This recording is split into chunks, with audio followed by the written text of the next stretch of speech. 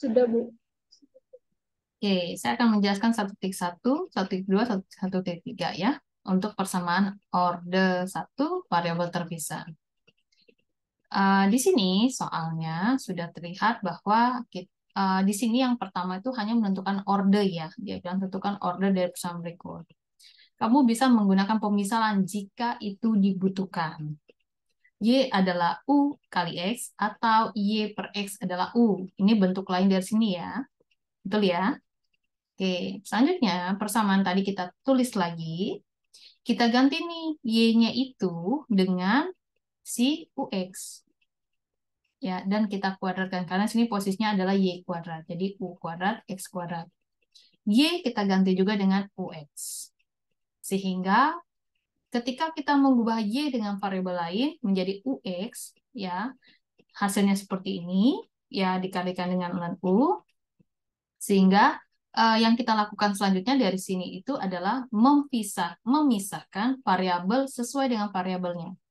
Posisi di sini X kuadrat, ln U, ada U kuadrat, ada X kuadrat. Ini bisa saja dengan kita ubah seperti ini, Tim.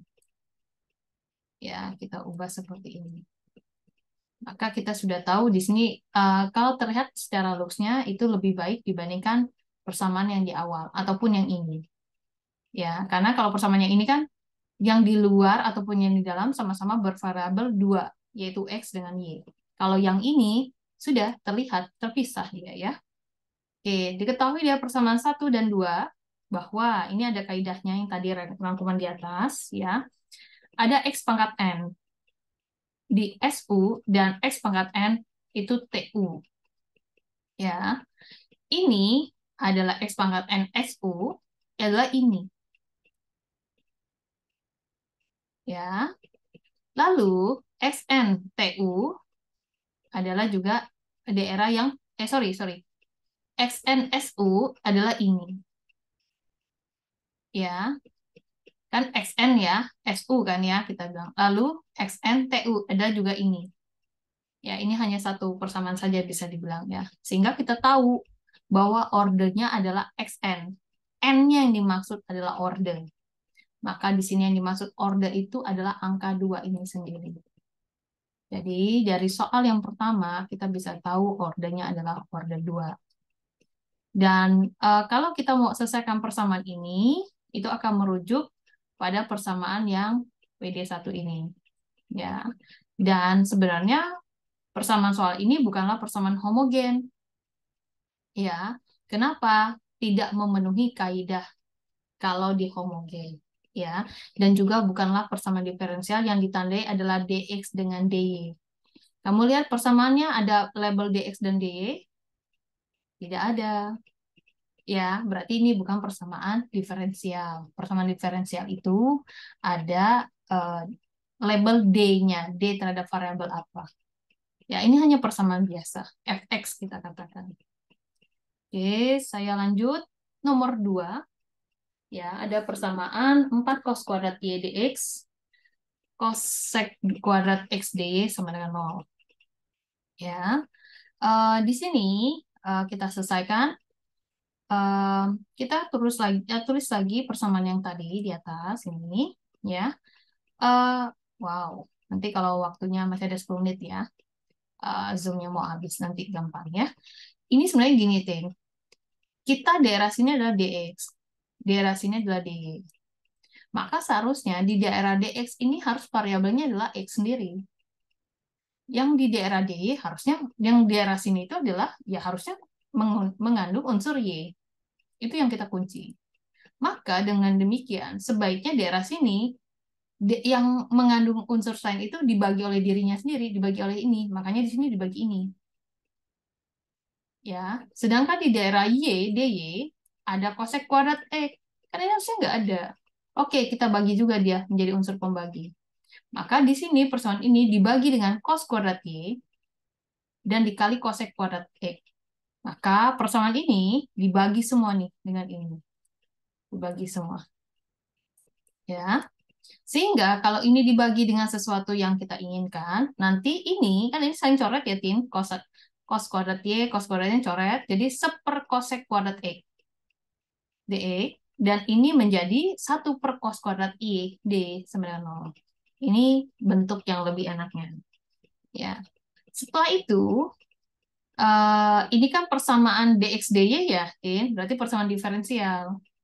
Bisa kita selesaikan. Kalau yang tadi nomor 1 kan hanya persamaan biasa saja.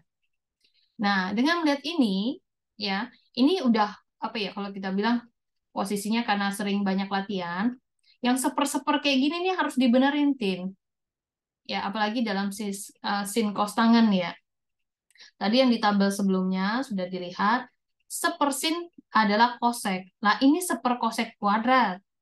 Ya, berarti kan 1 per sin kuadrat X ya, kesannya di sini.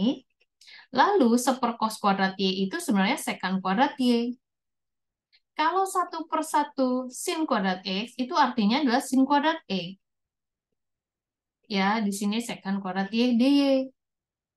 Oke, ini hasilnya. Ya. Nah, setelah selesai, kita mau memodifikasi lagi, Tin. Mengapa memodifikasi? Karena ada beberapa sin kosinus tangen itu kesulitan kalau mau kita integralkan. Misal, integral sin kuadrat X dx apa? Sulit. Integral sekant kuadrat Y dy apa? Sulit. Kenapa? Tadi sudah dikasih tahu aturan yang bisa dilakukan. Ya, kita hanya punya aturan seperti ini, Tin. Sin Y itu turunannya cos E dE. Jadi kalau bentuknya di sini adalah turunannya, ini kan hasil turunan ya, sin kuadrat X dx, ada nggak di sini sin kuadrat X dx? Nggak ada, ini kita harus ubah. Lalu secant kuadrat X, ada ya, Tin? Ini ya, Tin? Ya, dengan yang ini, Tin. Bisa ngeliat? Oke, ini bisa kita ubah langsung tan Y. Tapi yang ini belum bisa. Maka mungkin ini akan kita modifikasi. Kita lihat di bawah, ada juga identitas dasar kosinus. Kita itu mau modifikasi yang sin kuadrat X-nya. Karena sin kuadrat X ini yang tadi nggak ada di atas. Oke, sin kuadrat X ini modifikasi dari mana? Sebenarnya modifikasi dari bentuk, sini juga bisa nih. Sorry. Yang ini ya. Dari yang sini boleh ya.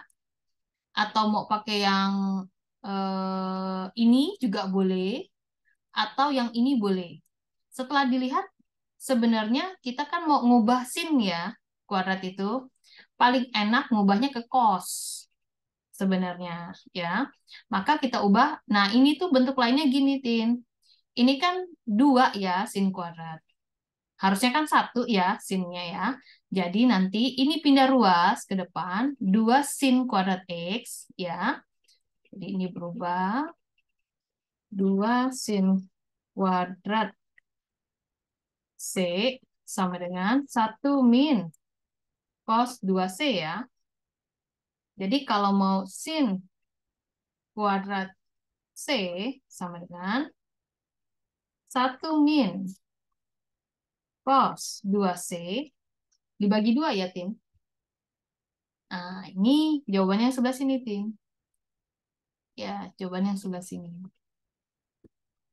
Oke. Nah, yang saya kan diam saja. Nah, ada faktor di sini 4 sama 2. Bagi kan? Jadi 2. 1 min cos 2E. Ini keluarin aja, Tim. 2 cos 2E. Ini masih sulit, Tim. Kita integralkan. Karena kita cuma punya label ini, Tim. Nggak ada angka 2. Ya, maka ini kita ubah lagi. 2X ini kita labelkan dengan M. Maka turunannya tadi 2X, 2dx. Ya, jadi ini dm. Nah, kita ubah nih yang 2X ini. Ya, kita ubah di sini ya. 2X-nya jadi M ya. Ininya kan jadinya 2dx ya. 2dx itu ini loh, Tin, angka 2 ini pindah ke sini, Tin. Ya, jadi 2dx agar mengubah langsung ke dm. Jadi cos M dm. Nah, selesai nih. Cos M dm. Nah, kalau sudah bentuknya seperti ini, Tin, enak. 2 integralnya ya 2x karena terhadap dx. Lalu cos M diintegralkan ya min sin M. Karena tadi yang di sini. Kan kalau cos, di sini kan cosnya positif. Kalau di sininya negatif ya ubah aja di sini sinnya jadi min kan?